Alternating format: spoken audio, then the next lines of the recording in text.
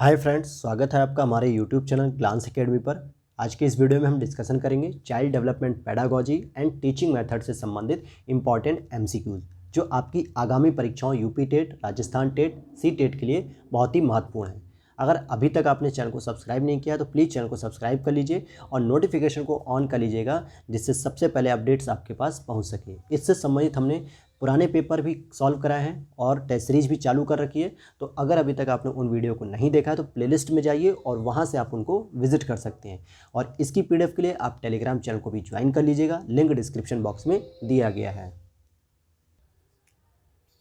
तो देखते हैं आज का पहला प्रश्न आपका।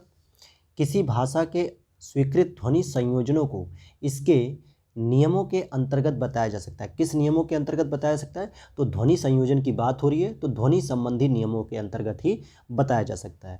अगला प्रश्न है, जब सोचने की प्रक्रिया किसी भाषा द्वारा प्रभावित होती है तो उस स्थिति को हम क्या कहते हैं? भाषा निर्धारित, यानी भाषा ही निर्धारित करेगी आपके सोचने की समझ को।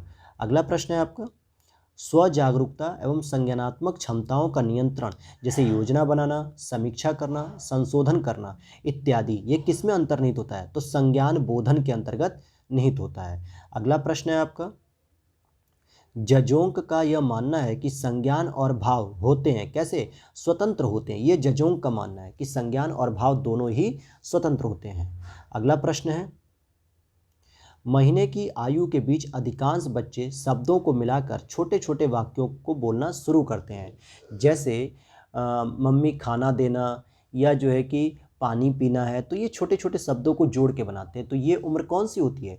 18 से 24 महीने, यानी 1.5 से 2 साल का बच्चा ये प्रक्रिया करने लगता है।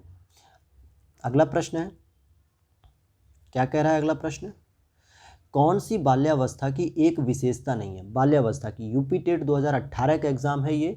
इसका सही जवाब हो जाएगा बी, कि जिज्ञासा की यहाँ पर कोई भी कमी नहीं होती। इतनी जिज्ञासा होती है कि रात क्यों होती है, दिन क्यों होता है, ट्रेन क्यों चलती है, कौवा क्यों बोलता है, हम रात में क्यों नहीं बाहर निकलते। इस तरीके की बच्चों में खूब जिज्ञासाएं भरी होती, तो उनमें जिज्ञासा की तो कोई कमी नहीं होती है। अगला प्रश्न है आपका, कोलबर्ग के सिद्धांत के योगदान के रूप में निम्नलिखित में से किसे माना जा सकता है? मतलब कौन से सिद्धांत का उन्होंने योगदान दिया था? तो यह नैतिक तर्क और कार्यवाही के बीच एक स्पष्ट संबंध स्थापित करता है। कोलबर्ग के सिद्धांत के योगदान के रूप में इसे माना जा सकता है, डी ऑप्शन। नेक्स्ट क्वेश्चन है आपका, किसी भी नई भाषा को सीखने के लिए कहाँ से प्रारंभ किया जाना चाहिए? तो अक्षरों और शब्दों के माध्यम से सहचर्य बनाकर। जैसे अगर आप इंग्लिश भी सीखना चाहते हैं तो पहले आप इंग्लिश के ABCD को सीखते हैं, या हिंदी के क ख ग घ अंगा को सीखते हैं, फिर उनसे शब्द बनाते हैं, फिर उन शब्दों से वाक्य बनाते हैं। तो अक्षर और शब्दों में एक संबंध बनाना पड़ता है हमें। अगला प्रश्न है, संज्ञानात्मक क्षेत्र का सही क्रम क्या होता है? संज्ञानात्मक क्षेत्र का, तो सबसे पहले ज्ञान, फिर अवबोध, फिर अनुप्रयोग, फिर विश्लेषण, संश्लेषण और लास्ट में आता है मूल्यांकन। ये जो है कि ब्लूम साहब की टेक्सोनॉमी के अंतर्गत हम इस टॉपिक को पढ़ते हैं, टेक्सोनॉमी के अंतर्गत। नेक्स्ट क्वेश्चन है आपका, निम्न में से कौन सा अवबोध स्तर के शिक्षण में शामिल होता है? तो इसका सही जवाब हो जाएगा सी। अवबोध स्तर का मतलब होता है अंडरस्टैंडिंग, और अंडरस्टैंडिंग में हम कहीं ना कहीं तुलना करते हैं पहले टॉपिक से दूसरे टॉपिक की, या पहली चीज़ से दूसरी चीज़ की। हम तुलना करके देखते हैं कि कहाँ तक वो सही है। अगले प्रश्न को देखते हैं हम, एक छात्र पढ़ रहा है, उसका नाम लेकर किसी ने बुलाया, निम्न में से किस संवेदना द्वारा वह छात्र अपनी अनुक्रिया प्रकट करेगा? दृष्टि संवेदना, स्पर्श संवेदना, ध्वनि संवेदना या प्रत्यक्ष संवेदना? तो देखिए सी ऑप्शन सही हो जाएगा। जैसे अगर आप कहीं भीड़ में खड़े हों, या एक छोटे बच्चे को देखिए हम क्लासरूम में पढ़ रहा हो, या अपने ही घरों में देखिए, तो जैसे पीछे से आवाज़ लगाई जाती तो वो तुरंत कहता है हाँ बोलो, या हाँ। तो इस तरीके से वो देखता बाद में कि किसने मुझे बुलाया, पहले वो तुरंत ध्वनि से रिप्लाई कर देगा कि हाँ बताओ क्या बात है, इस तरीके से। नेक्स्ट क्वेश्चन है आपका पियाजे साहब का, पियाजे के सिद्धांत के अनुसार प्राक संक्रियात्मक अवस्था की अवधि क्या है?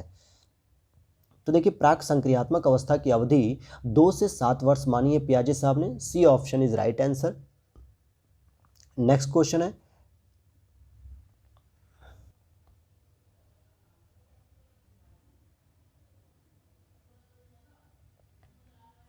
देखिए यहाँ पर ये प्रश्न क्या कर रहा है, इनमें से कौन सा मनोवैज्ञानिक जो भाषा विकास से संबंधित है, तो चॉम्स्की है। और पूछ रहा है गिरोह अवस्था, ये जो है कि किस एज की अवस्था को कहते हैं, तो 8 से 10 वर्ष की सामाजिककरण की अवस्था को हम गिरोह अवस्था कहते हैं। अगले प्रश्न को देख लेते हैं। पियाजे साहब ने संज्ञानात्मक विकास की तीसरी अवस्था को किस एज में बांटा है, तो मूर्त संक्रियात्मक अवस्था के रूप में वो जानते हैं। अगले प्रश्न की ओर देखें। सामाजिक मूल्य कौन सा है, निम्न में से सामाजिक मूल्य कौन सा है, तो सहायता परक व्यवहार करना यही सामाजिक मूल्य है। नेक्स्ट क्वेश्चन है, पश्च अन्वेषण तथा साधन साध्य जो साधन साक्ष्य विश्लेषण होते हैं ये किसके उदाहरण हैं, तो स्वतः शोध के उदाहरण है। A option is right answer. 95 प्रश्न संख्या, विद्यालय प्रबंधन का प्रजातांत्रिक सिद्धांत क्या होगा, सहभागी उत्तरदायित्व होना। क्या होना, सहभागी उत्तरदायित्व होना। विद्यालय में छात्र रजिस्टर पंजिका में जब उस बच्चे को एडमिशन दिया था तो हमें क्या सूचना जरूरी नहीं है। देखिए जन्म दिनांक भी जरूरी है, प्रवेश की दिनांक भी और पिताजी का भी नाम, लेकिन सामाजिक आर्थिक स्तर की आवश्यकता नहीं होती है। अगले प्रश्न को देखें। हमारी ज्ञानेंद्रियां ज्ञान प्राप्ति के द्वार हैं। यह कथन और शिक्षण सहायक सामग्री उपयोग के मनोविज्ञान के अनुसार निम्नलिखित में से कौन सा विकल्प अधिकतम अधिगम के लिए सहयोगी है, तो देखिए स्पर्श करना और सुनना। C option is right answer.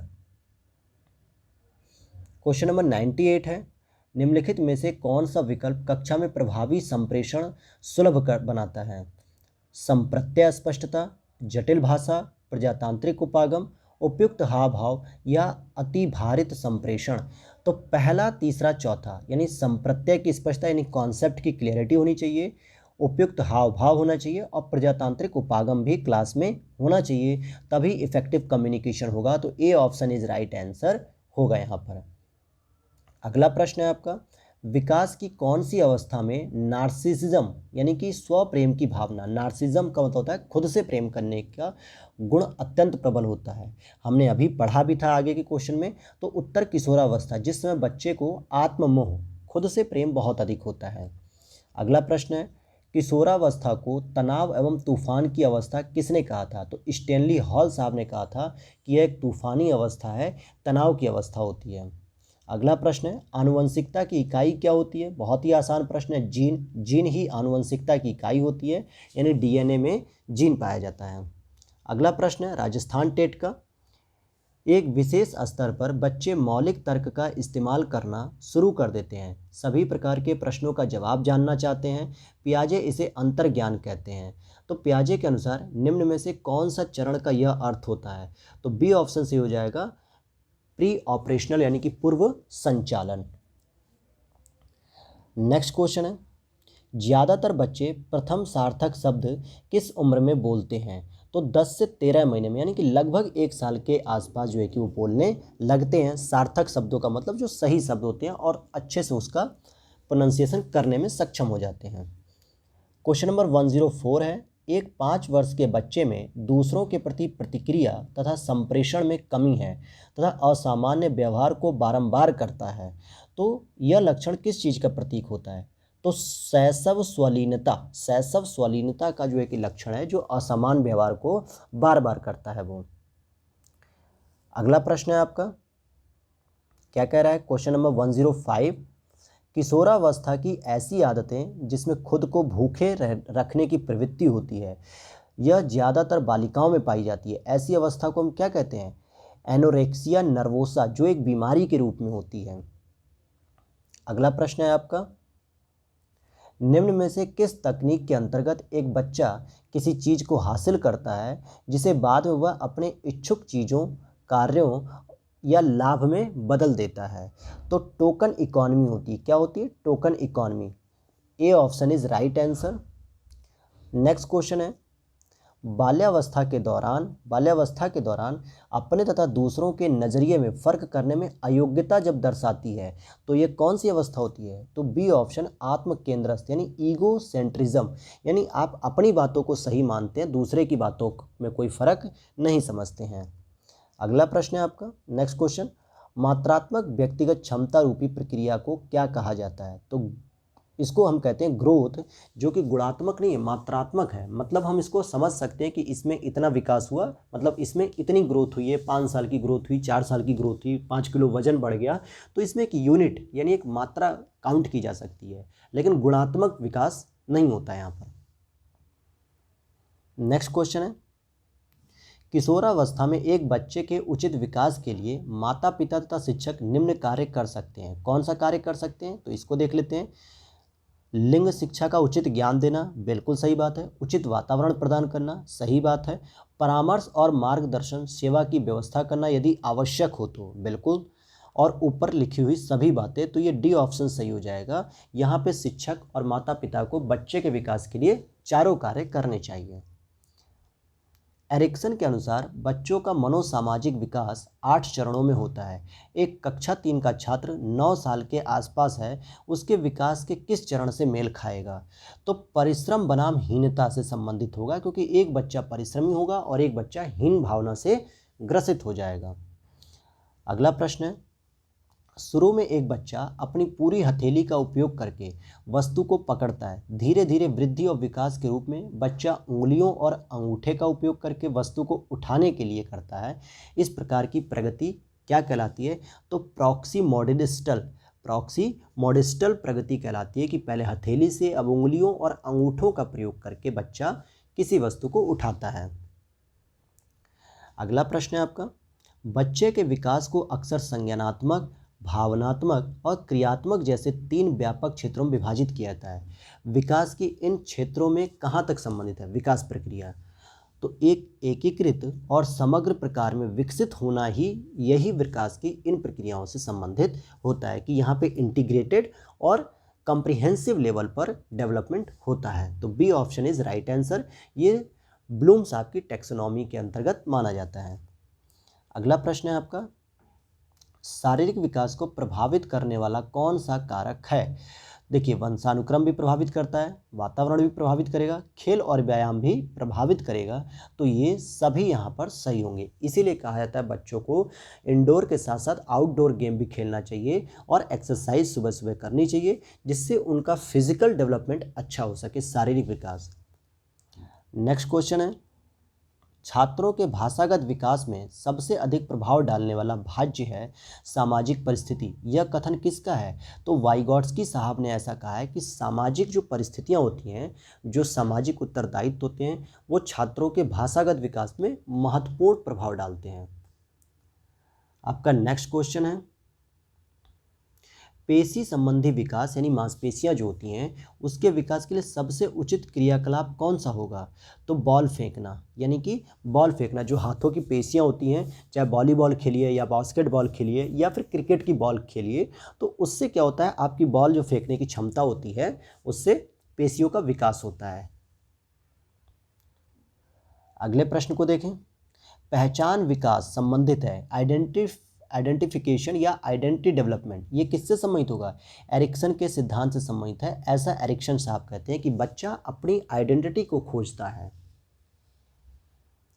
Question number 117, सभी अधिगमकर्ताओं के लिए विद्यालयी अनुभव का सबसे प्रमुख पक्ष क्या होता है, कक्ष की गतिविधियों का आनंद लेना और साथ ही अधिगम करना, विभिन्न अकादमिक विषयों में उच्च प्राप्तांक प्राप्त करना, उत्तरदायित्वपूर्ण जीवन यापन तथा अपनी देखभाल करना सीखना, समाज में दूसरों के साथ अनुशासित रहना सीखना। तो देखिए, डी ऑप्शन सही होगा, क्योंकि तीनों ही ऑप्शन आत्म केंद्रित हैं, जबकि डी ऑप्शन स्व केंद्रित के साथ साथ पर केंद्रित, यानी कि दूसरे लोगों को भी ध्यान में रखते हुए हमें अनुशासन में रहना है।